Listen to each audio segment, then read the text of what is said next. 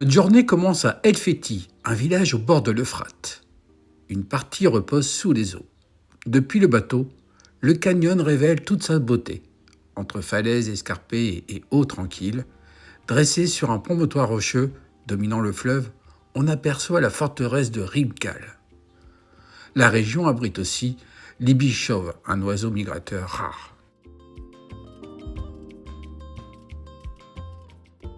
Nous poursuivons notre route vers Zeugma.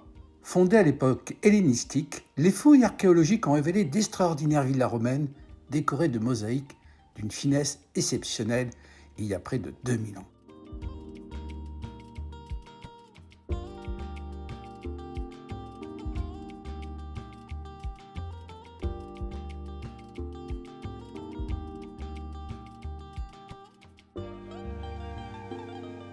Découverte du musée de la mosaïque.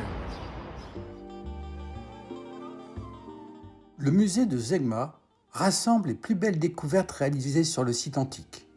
Ces collections exceptionnelles permettent de mieux comprendre la richesse culturelle de cette région située au carrefour des civilisations.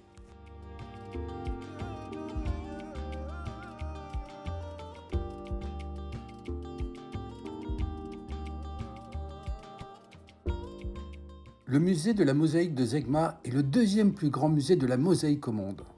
Il a été ouvert aux visiteurs le 9 septembre 2011.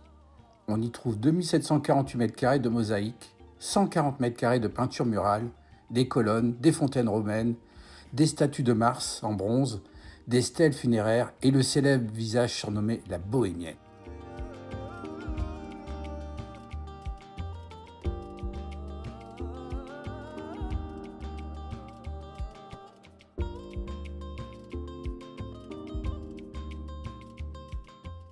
Capitale turque de la pistache, Gaziantep est aussi l'une des plus grandes villes culturelles du pays.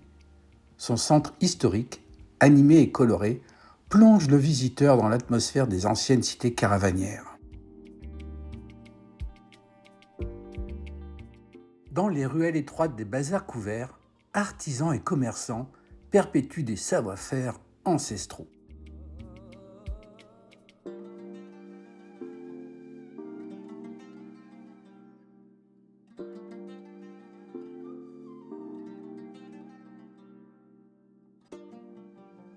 Le site de Yasemek qui fut un atelier à ciel ouvert pour les Hittites.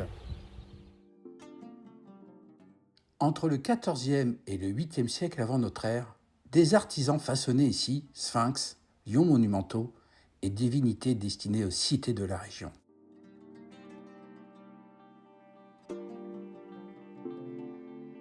Nous sommes actuellement à Kara-Tepe, une forteresse hittite.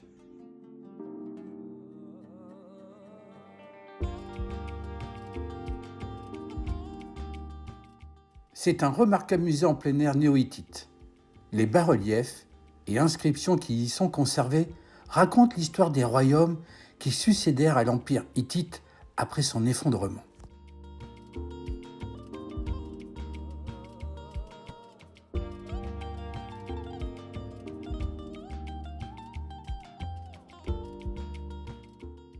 On y découvre 5 inscriptions retrouvées sur des portes, des bas-reliefs et une statue, 2 en hiéroglyphes hittites et 3 en alphabet phénicien.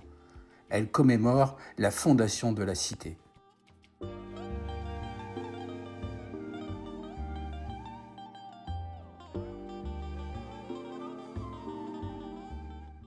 Située sur la rive ouest de la rivière Séan, Kastabala était un centre de peuplement sacré associé au culte d'Artémis.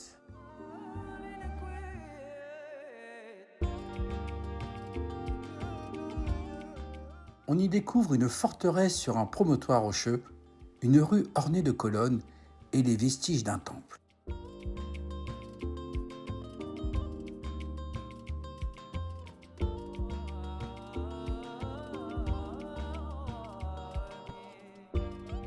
Nous terminons notre périple par la ville d'Adana et la visite de sa somptueuse mosquée.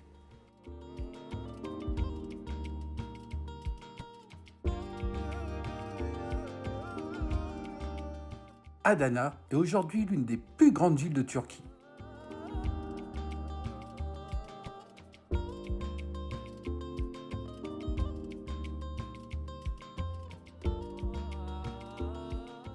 Nous passons sur le pont de Saint-Coprou, symbole de la ville depuis près de 2000 ans, et c'est l'un des plus vieux ponts au monde.